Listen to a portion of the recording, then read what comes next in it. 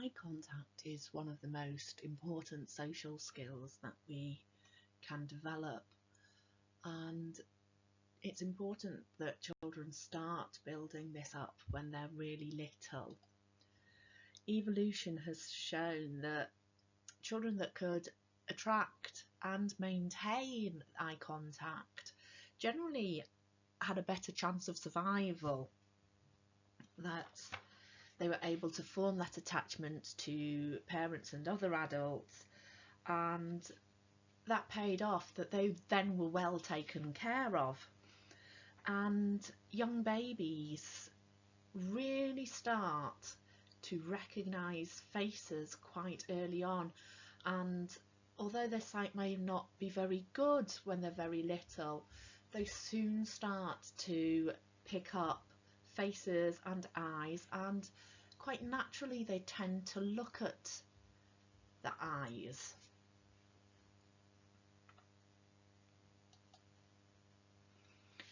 So, as I say, we use it for engagement, and we use it to try and form a communication bond.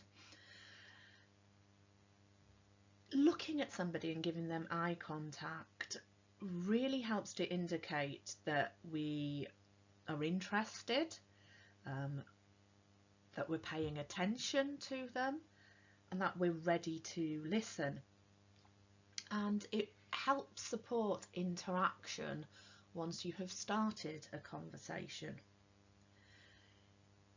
If you think about it, we very often use eye contact in social situations with people actually we don't know. So you might be out for a meal and you'll be maybe using eye contact to attract your server's attention. They may also give you eye contact to let you know that they've seen you, that they're maybe going to serve someone else, but then come and see you. We use as well eye contact to show that we're confident, that we're relaxed with somebody, that we're happy to be there, and the eye contact will let us know if the other person's interested. It will let them know if we're interested. We use it for making connections with people, and also as you get older, actually you use eye contact a lot for flirting, and it's not just the eyes but also the eyebrows that are included in eye contact. We talk about eyebrows being expressive and you being able to tell a lot about a person and what they're actually really thinking by looking at their eyebrows. So we're using quite a lot of information there. We also talk about maybe a blank stare. So we can use eye contact to help us indicate when somebody hasn't understood what we're saying and what we're talking about, and that can help us alter our words, our vocabulary. So there's a lot of things that we use eye contact for. So there's also a flip side to that. Eye contact can actually be used to show dominance. We talk about a steely stare, and that generally is used by people who are wanting to maybe just show that they're in charge, they've got the authority over somebody else, and it can be quite hostile. You might find as well, if you're talking to somebody and you're having a heated disagreement, that actually you can be given a lot of these steely stares, and it's not necessarily beneficial to the situation.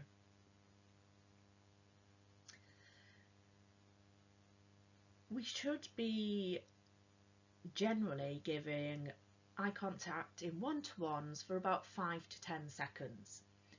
Any more than that and it can make the other person feel awkward and uncomfortable. When we're in groups, you'd probably be giving people 2 to 3 seconds of eye contact, and you'd be shifting your gaze around. This helps everybody who is there and in that conversation feel involved, feel like they're welcome, and hopefully will invite them to join in. It really helps you as well to gauge everybody's reactions, and so that you know what they're thinking, what they're feeling, how involved they are in this conversation, whether they're agreeing with you or not, whether they agree with the general gist of conversations in a group. But if you don't look at somebody in a group and they're not getting eye contact from any of the other participants, then they can start to feel quite left out.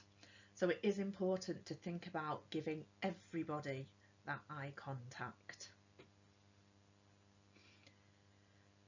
People will avoid eye contact as well in crowded spaces, or if you're in close proximity to people that you generally don't know. And that just helps maintain a bit of privacy, and also it hopefully gives you a little bit more personal space. If you start looking at people and giving them eye contact, generally people will take a little step closer to you. So in crowded situations, or situations where you just don't want to attract somebody's attention, or you don't want to have a conversation with somebody, then you would probably be avoiding that eye contact. Again, going back to being out for a meal, servers often, if they're really busy and don't want any customers to interrupt them at that precise moment, won't look at anybody, and they'll just get on with what they're doing.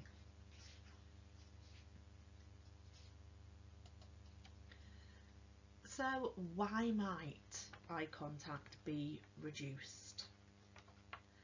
Well, first of all, it may actually be socially inappropriate or disrespectful even. There are cultures where you wouldn't give eye contact, that you might use it just to attract somebody's attention, and then you would look somewhere else. Or if somebody was telling you off, you would look at the floor, or you would look at a point in the wall, or you would look at a different point of their body, and that's actually showing that you're being respectful. So it's always worth bearing in mind the social and the cultural differences.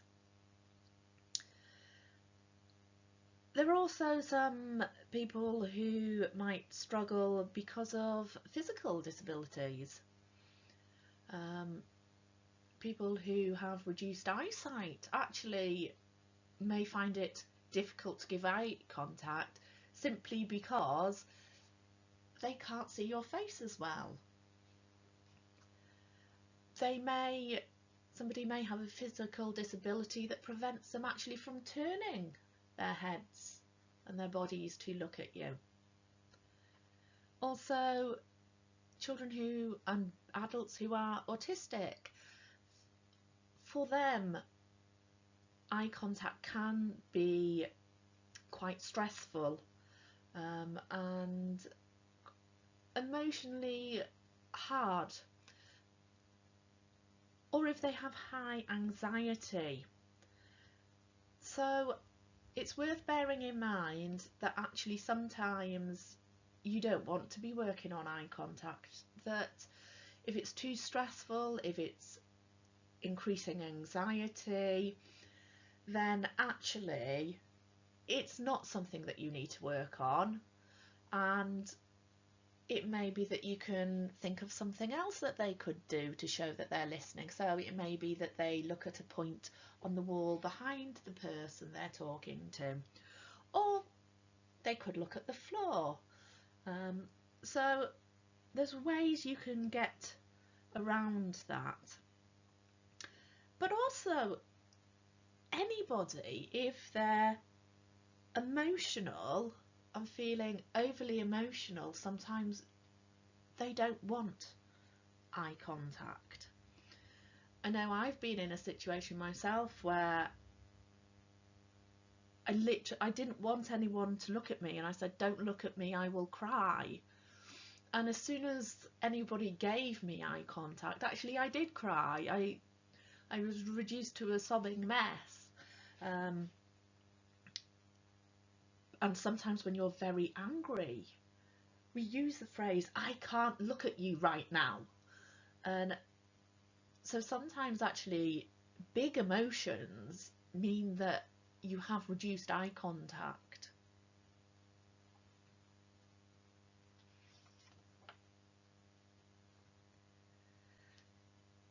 So there can also be when you've done something you might be ashamed about or embarrassed about, or as I say, maybe if you're feeling depressed, or if you're accessing internal thoughts and emotions, you might not be giving eye contact. You might feel that you don't want to, or it might just be too hard at that precise moment. So there's lots of reasons why people won't necessarily be giving you eye contact that you would expect. So we're going to have a think just about some science and some studies that have been done around eye contact. And the first thing is that when in conversation or when attending to a person, 43% of that attention is focused and devoted to the eyes, because eyes and eyebrows are highly expressive. So that's nearly half of somebody's attention is on the eyes, and that is a lot. So it can be a lot for somebody to be looking at a person and processing all these thoughts and working out what it means, what this person is trying to tell you, what they're maybe not telling you. And it is physically and mentally, actually, for some people, quite demanding. So the research has shown that actually eye contact can help increase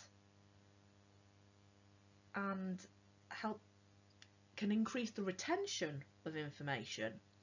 But if somebody is then asking a question or needing to respond, then actually the mental processes involved may be a bit too much, so they may find it easier if they reduce their eye contact.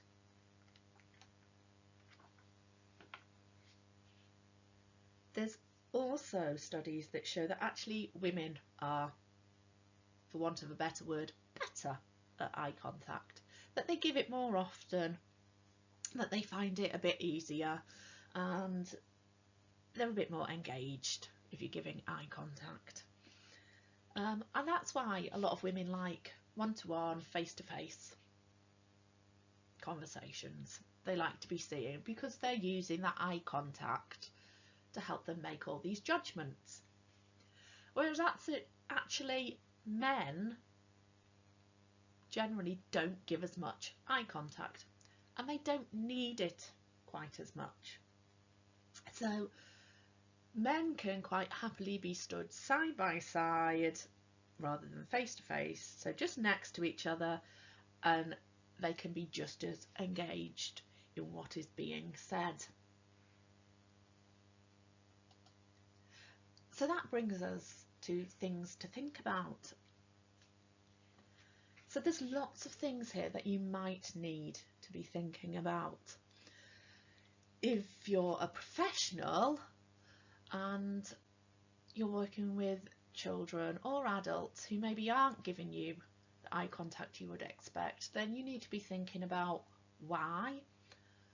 Is there a reason behind that? Is there a physical reason, a health reason? Have they got a diagnosis of ASD? And you might need to be adjusting your expectations. You also might need to be thinking about, if you're speaking one-to-one with people, actually, can they give the eye contact at that precise moment? Is there something that's maybe reducing the eye contact? And actually, do you need that eye contact? It may be actually you don't. It doesn't necessarily mean that the person is not listening, is not taking in what you're saying. It's just that at that moment they may struggle to give you eye contact. You need to think about, when you're out and about, is it appropriate? Should I be giving people eye contact? Or maybe will it make them feel a little bit awkward and uncomfortable? So there's lots of things that you need to think about and your brain needs to process when you're giving eye contact. So suddenly something that seems relatively straightforward actually is involving quite a lot of mental processing.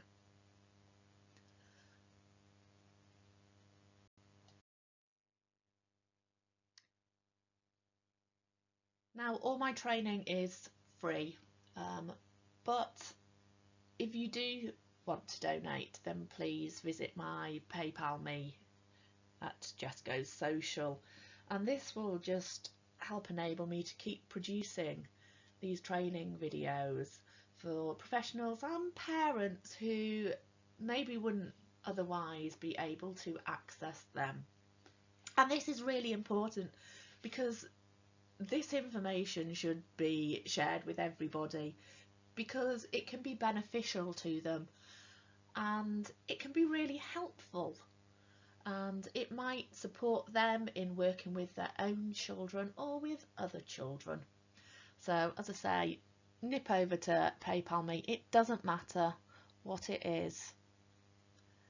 It will just really help me and support me to keep making videos and training videos.